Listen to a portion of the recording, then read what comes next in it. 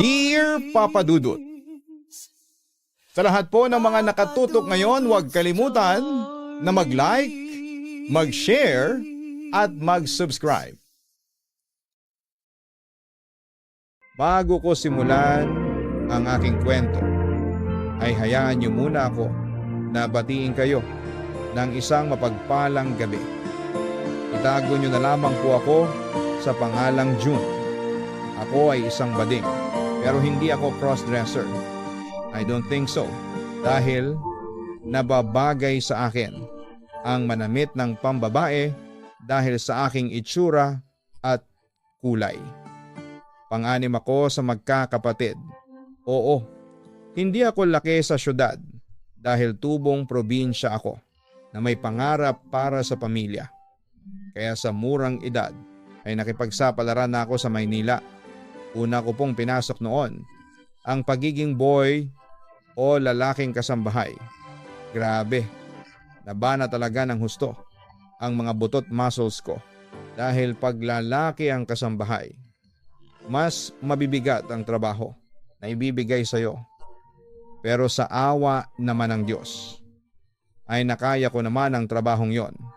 At dahil doon ay nakapagtapos po ako ng high school.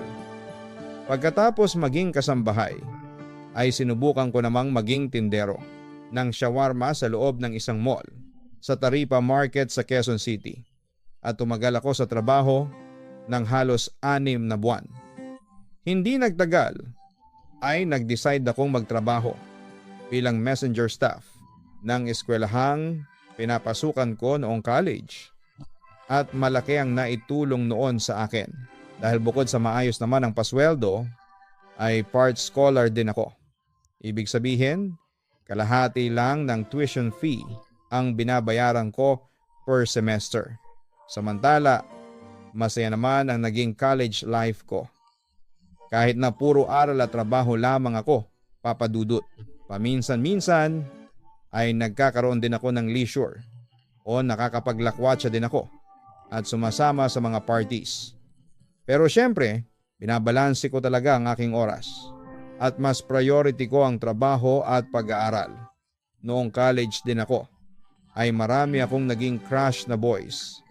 Alam mo naman, kaming mga Becky, nakukuha agad ang atensyon namin kapag may gwapo kaming nakita. Lalo na sa loob ng campus at sumapit ang enrollment sa school namin. Isa ako sa mga working students na inarbor ng registrar office para tumulong sa enrollment process ng mga estudyante. At hindi ko ini-expect na may makikilala kong isang tao na hindi ko inaasahan. Kamukha siya ng aktor na si En Chong Dee. Matangkad, magandang pangangatawan, at higit sa lahat ay malakas ang sex appeal. Halos hindi nga ako makahinga noon dahil sobrang hot niya. Uy, na yung registration form mo, wika ko sa kanya. Habang nakangiti ng sobrang sweet sa kanya, Papa Dudut. Thanks, nakangiting sagot sa akin ng lalaki. Teka, natatandaan kita. Ikaw yung schoolmate ko noong high school.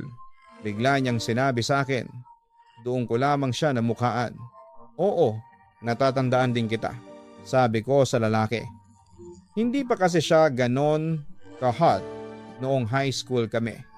Siguro dahil na rin sa puberty na ahead sa akin ng 2 years. Natatandaan ko na.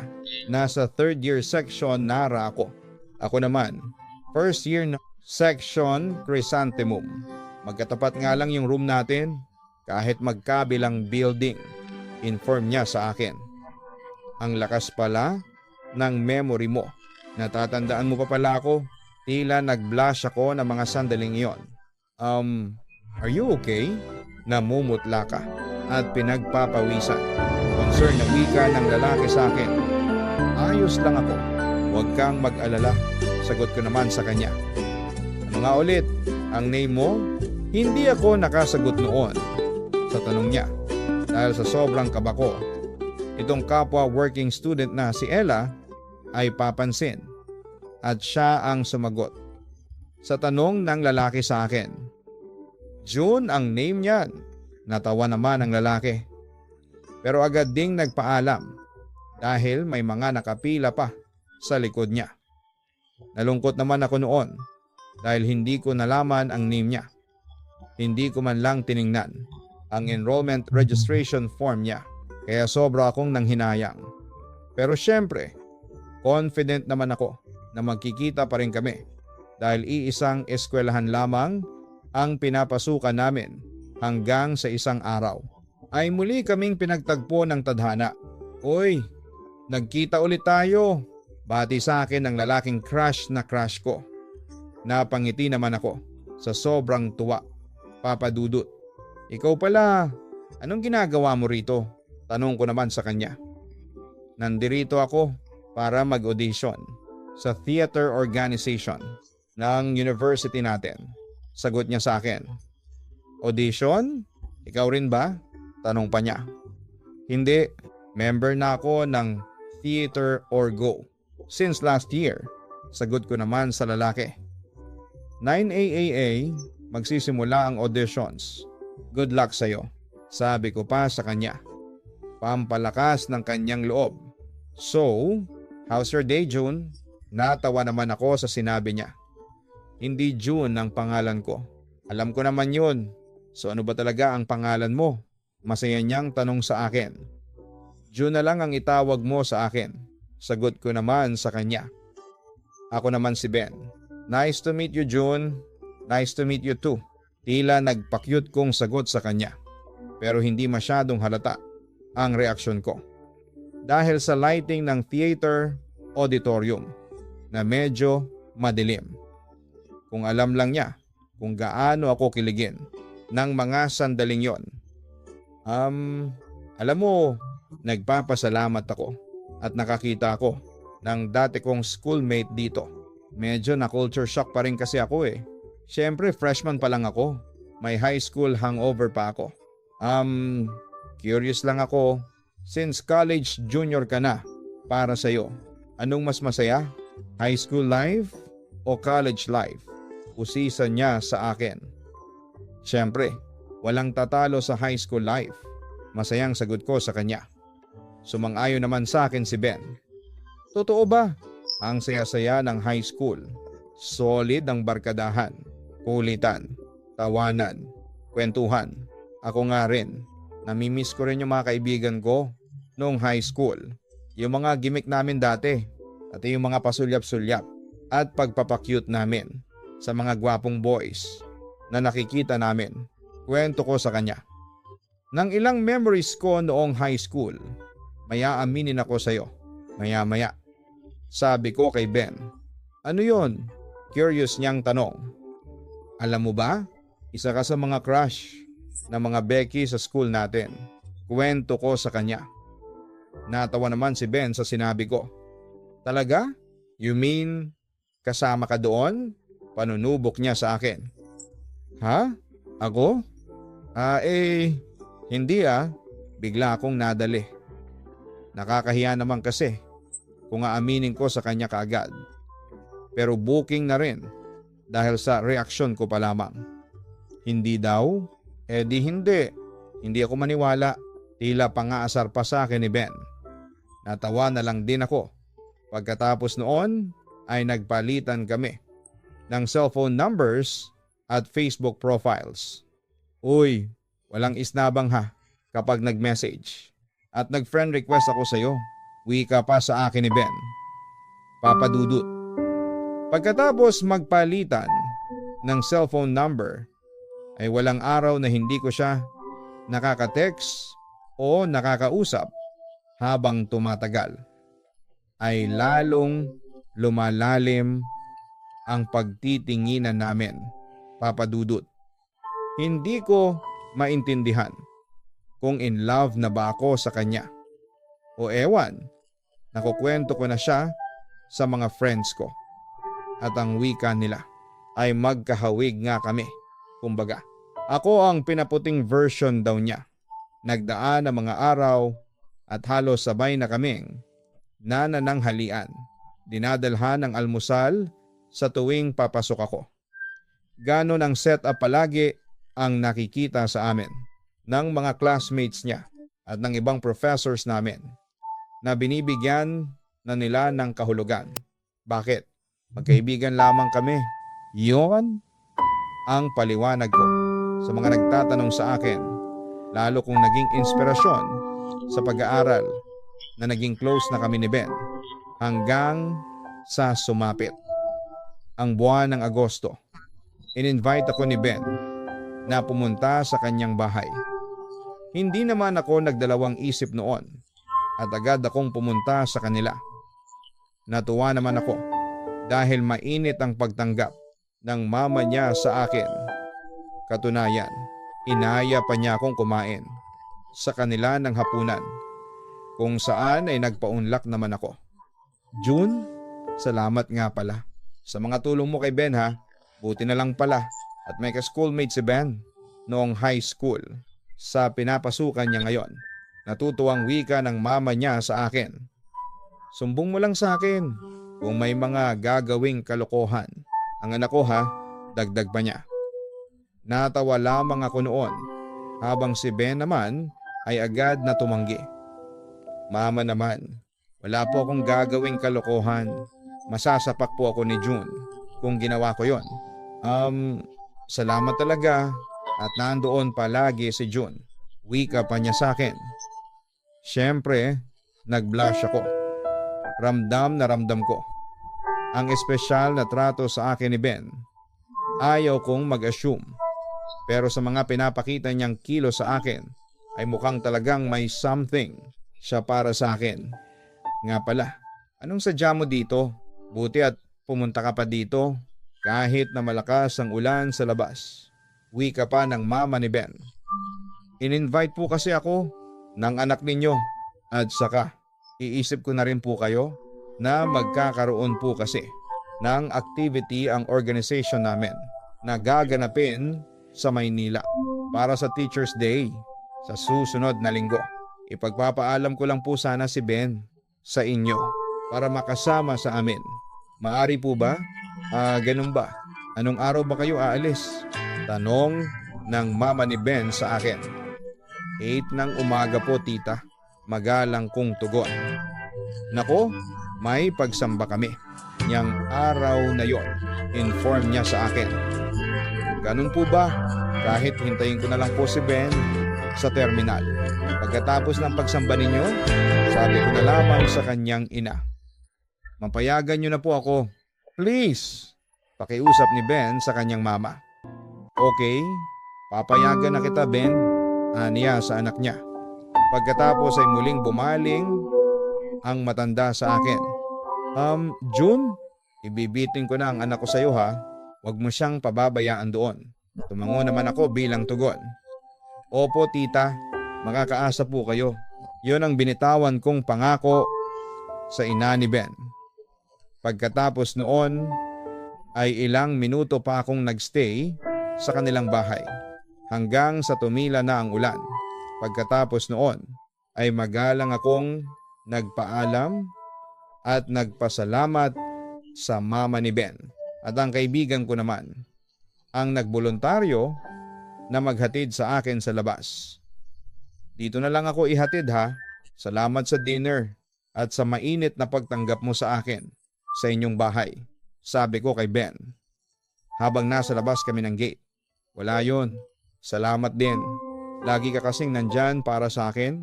I love you June. Sincero niyang sabi pa niya sa akin. Nagulat naman ako sa aking narinig. Ha? Anong sabi mo? Ang sabi ko. Take care. Biglang pag-iba niya nang sinabi niya sa akin. Halata din sa kanya na nag-blush siya. Pagkatapos noon ay masaya naman akong umalis. Hindi ko makakalimutan habang nasa jeep ako ay nananaginip na ako ng gising habang kasama si Ben. Oo Papa Dudut. Nagulat ako sa sinabi ni Ben noon. Halos nanahimik ang buong paligid at hindi makapaniwala sa narinig ko. Hindi ko alam kung ano ang gagawin. Sisigaw ba ako sa tuwa o magwawala? Wala na ako sa sarili ko pagkatapos ng gabing yon. Samantala, nang makarating kami sa Maynila ay naging mag-on na kami, Papa Dudut. Pero palihim lang. Nag-decide na rin ako na huwag ipaalam sa iba. Ngunit sa sweetness naming dalawa ay malamang nahahalata na ng ibang kaibigan namin, Papa Dudut. Hindi ko talaga maipaliwanag ang nararamdaman ko noon. Sa tuwing kasama ko siya ay bumibilis ang tibok ng puso ko. May pagkakataong hindi na ako makahinga. Sa sobrang kilig at kaba, oo, Papa Dudut. Ben always makes me breathless, Papa Dudut. Nagpunta kami ni Ben sa Maynila. 3 days rin ang pagstay namin noon para sa preparation ng Teacher's Day. Yun na rin ang official date na naging kaming dalawa. Actually, during the event ay maraming mga nagpa-picture kay Ben na mga babae mula sa ibang school. Selos at inis ang nararamdaman ko noon. Pero sa isang lambing lang ni Ben ay nawawala yon. Ganon si Ben. Madalas niya akong lambingin na siya namang gustong gusto ko.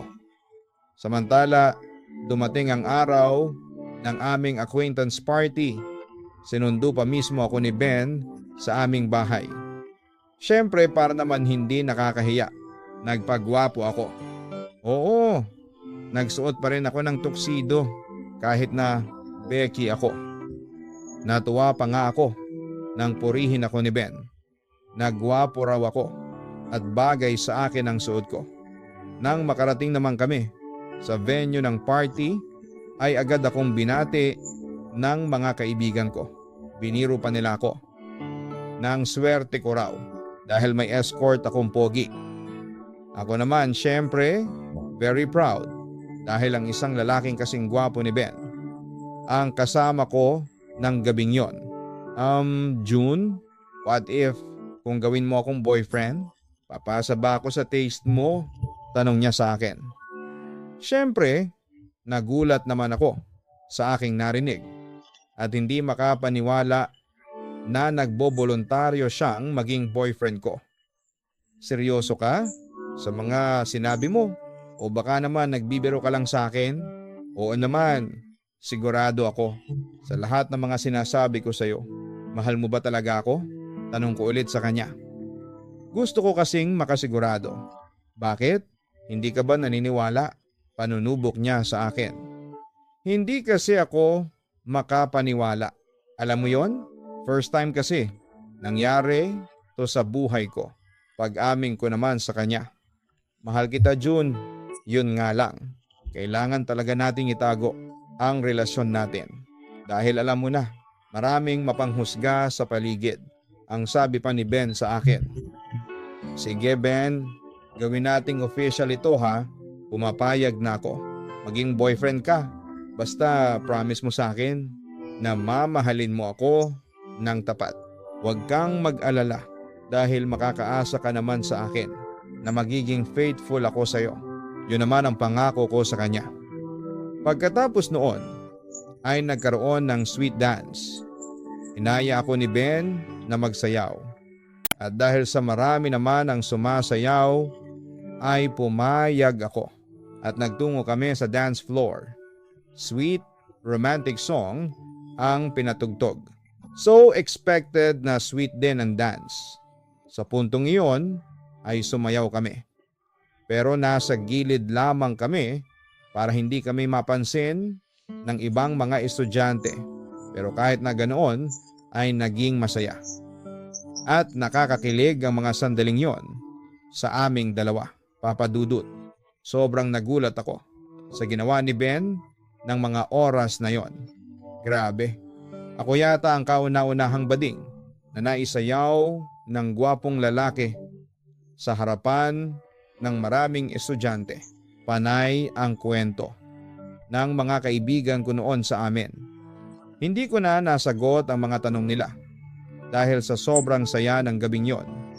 Pero gaya ng ibang magkakarelasyon ay dumating din sa amin ang pagsubok na siyang gumimbal sa buhay pag-ibig ko dahil isang araw ay nangibabaw ang selos sa eksenang aking nasaksihan. Nahuli kasi sina Ben at ang classmate na si Joy sa likod ng poste ng Miranda Building. Nagselos talaga ako noon, Papa Dudut. At hindi ako nagdalawang isip noon na lusubin at kumprontahin silang dalawa. Lalo na ang boyfriend ko. At tulad ng aking inaasahan, nagulat sila nang mahuli ko sila sa akto. Anong ginagawa ninyo ha? Bakit kayo naghahalikan? Ben, anong ibig sabihin nito? Kumpronta ako sa aking boyfriend, June, kasi nahihirapan si Ben na explain ang kanyang side.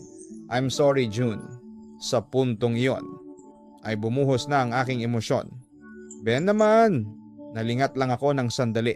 Tapos nakuha niyong magtaksil ni Joy sa akin. June, sorry, sabi naman sa akin ni Joy. Agad naman akong bumaling sa aking kaibigan. Alam mo namang boyfriend ko si Ben, hindi ba? Bakit mo naman ako inahas? Joy, kaibigan kita. Tapos ganito lang, yung gagawin mo sa akin, hindi lang namin mapigilan ang sarili namin. Katwiran pa sa akin ni Joy. Anong sabi mo? Bakit? Kating-kati na ba kayo ng boyfriend ko at ang kapal pa ng mukha ninyo na dito pa sa pamamahay ko? Kayo na isipang mangalas ka? Sarkastikong balik ko sa kanila. June, mahal ko si Ben. Pag-amin sa akin ang kaibigan ko. Walang hiya, malandi kang babae ka. Ang kapal ng mukha mong landiin. Ang boyfriend ko, pagkatapos noon, ay sinabunutan ko si Joy. Ngunit agad naman akong inawat ni Ben. June please, tama na, pakiusap niya sa akin. Habang pinipigilan akong saktan si Joy. Alam mo Joy, tama ka at pinigilan ako ngayon ni Ben. Dahil kung hindi, baka kinalbo na kita. Galit na sabi ko pa sa kanya, umalis ka sa harapan ko, umalis ka, traidor ka, sigaw ko pa sa kanya. Patakbo namang umalis noon si Joy nang mawala na siya. Sa paningin namin ay muli akong bumaling kay Ben at sinampal ko siya ng malakas. Hayop ka, bakit mo naman ginawa sa akin yun ha? Akala ko ba mahal mo ako? Hindi ba't nangako ka sa akin na hindi ka titingin sa ibang babae? Hanggang tayo pa? Hindi ba't sabi mo sa akin na magtitiwala lang tayo sa isa't isa? Anong ginagawa mo Sinisi mo ang tiwala ko sa iyo. Halos magunaw noon ang mundo ko sa ginawa sa akin ni Ben. Inakit lang ako ni Joy, June, pero naputo lang kanyang sinasabi.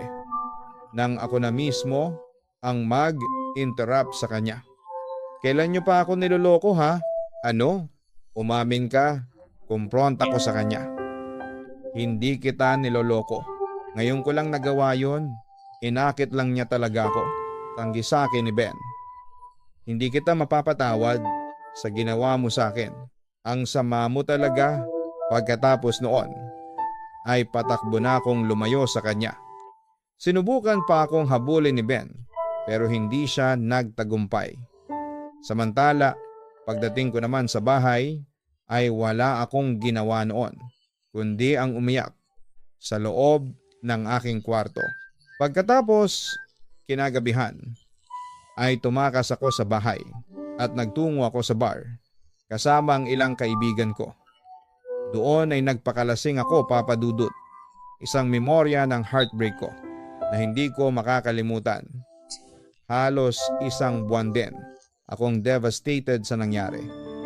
Dahil ang laki ng ininvest kong emotions kay Ben. Ang akala ko'y hindi niya ako lolokohin.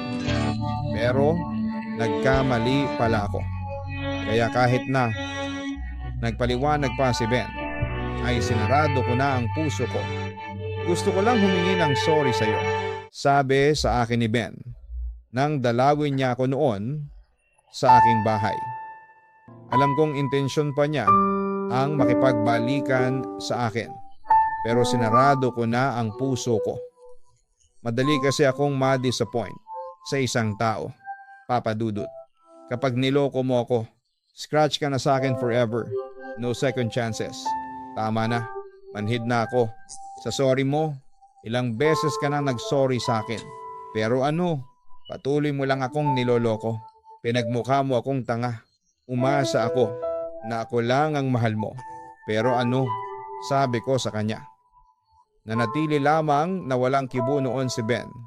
Nakikinig lamang siya sa akin. Nagpatuloy naman ako sa pagbuhos ko ng aking sama ng loob sa kanya. Kasalanan ko naman. Nagpaloko pa ako sa iyo. Naniwala ako na forever na tayo. Kahit na alam kong imposible. Sino ba naman kasi ang magmamahal sa akin ng totoo? Bakla ako eh. Tama pala yung sinasabi ng mga bakla kong kaibigan. Hindi ako dapat nagseseryoso sa mga lalaki. Kaya may lalaki sa mundo para gamitin lang ang mga katawan nila. Pero hindi dapat mahalin. Salamat Ben, pa-realize mo sa akin na mahalin ko ang sarili ko. Sabi ko pa sa kanya. Alam kong may malaking epekto sa kanya ang mga sinabi ko. Hindi ko gustong saktan ka, June. Mahinang wika niya sa akin noon. Pero ginawa mo na. At saka, anong hindi mo ginusto? Ang sabihin mo, ginusto mong makipaglandian kay Joy dahil babae siya. Diretso ko sa kanya. Huminga naman siya ng malalim. At pagkatapos ay inamin niya sa akin. Alam mo, June, tama ka sa hinala mo. Matagal na kaming may relasyon ni Joy. Pagtatapat niya sa akin. Okay, kita mo na. Manloloko ka talaga, sabi ko sa kanya. Hindi ko ine-expect na ma-in love ako sa kanya. Ewan ko, June, pero kahit na anong gawin ko, babae pa rin ang hanap ng katawan ko. Katwiran niya sa akin kung bakit siya nagtaksil. Ang kapal naman ng mukha mong sabihin yan sa harapan ko. Sige, Ben, para matapos itong kalokohang ito, pinapalaya na kita. Simula sa araw na to, tinatapos ko na ang lahat sa atin. Hiwalay na tayong dalawa. Galit na sabi ko sa kanya. Sige, kung yan ang gusto mo. Yun lamang ang narinig ko sa kanya. Bago siya tumalikod at umalis. Hindi ko naman mapigilan noon ang lumuha habang pinagmamasdan siyang lumayo sa akin. Pero wala akong magagawa. Kailangan ko na siyang palayain dahil sa kanya na rin nanggaling na babae pa rin ang hanap ng kanyang katawan. Papadudot. Pagkatapos ng breakup namin ni Ben ay naging temesong ko noon. Ang Life Goes On ni Leanne Rimes bilang bahagi ng pag-move on ko at hindi naglaon ay natapos din ang kahibangan ko kay Ben. Lumipas ang ilang taon at malapit na akong mag-graduate ay nabalitaan ko na lamang na nagkaroon na ng anak si Ben sa ibang babae. Hindi kay Joy, kung hindi sa ibang classmate niya. Nabalitaan ko na lang din na hindi siya tanggap ng magulang ng babae at iniwan siya ng babaeng nabuntis niya para sa ibang lalaki. Ganon din ang nangyari sa pangalawang nabuntis niya. Hindi rin siya tanggap. Sa ngayon ay mahigit 3 taon na ako dito sa Maynila at kasalukuyang nagtatrabaho bilang isang customer service representative sa isang internet provider. Nakafocus na lamang ako sa pamilya ko, kina mama at papa. Ako na rin ang nagpapaaral sa bunso naming kapatid na nasa kolehiyo sa ngayon. Single pa rin po ako. Wala akong jowa sa wika nga namin. Nga, pero okay lang. Tuloy pa rin ang buhay dahil nandyan naman si God at ang pamilya ko na nagmamahal sa akin ng walang sawa. Papadudot. Maraming salamat sa oras ninyo sa pagbasa at pag-upload ng kwento ko. Sakaling mapili ninyo, nais ko lamang namang ibahagi sa inyo ang ibang parte ng napagdaanan ko sa buhay. Tanging mapapayo ko lang, Sa mga kagaya kong salat sa buhay, hindi hadlang ang kahirapan upang sumuko at hindi umayos ang buhay. Nasa pagtitiyaga at gawa na natin kung ano ang magiging kinabukasan natin. Dahil sa sariling kamay natin ito nakasalalay, hanggang dito na lamang po ang aking liham sa mga miyembro ng LGBT diyan. Masarap magmahal at mahalin. Ngunit kailangan nating magtira para sa sarili natin. Huwag magpapapi. Patunayan natin sa ibang tao na kahit nasa third sex tayo ay hindi ito hadlang para mahalin tayo at umasenso sa buhay. Papa Dudut. Thanks a lot and more power to your program na patuloy kang maging inspirasyon sa aming mga tagapakinig mo. Lubos na nagpapasalamat, June. Tama lang ang naging desisyon mo, June. Pinakawalan mo na si Ben dahil kapag nasira na ang iyong tiwala sa isang tao, ay mahirap na itong ibalik. At kung boyfriend, girlfriend, asawa o partner mo, ang taong yon, mahihirapan ka ng pakisamahan siya. Oras na nawalan ka na ng tiwala sa kanya at kadalasan ay nauuwi ito sa mas malalim na sakit sa puso. Huwag kang mag-alala, June. Sa estado mo ngayon, hindi malabong mahanap mo na ang iyong true love. Just wait for the right time and the right person to come. Sa ngayon ay mag-focus ka muna sa iyong pamilya at sa iyong career. Intindihin, mahalin at alagaan mo rin ang iyong sarili. Dahil yan ang pundasyon ng magandang kinabukasan mo. Muli, maraming salamat sa iyo, June, sa pagtitiwala mo sa aming programa. God bless and more power din sa iyo.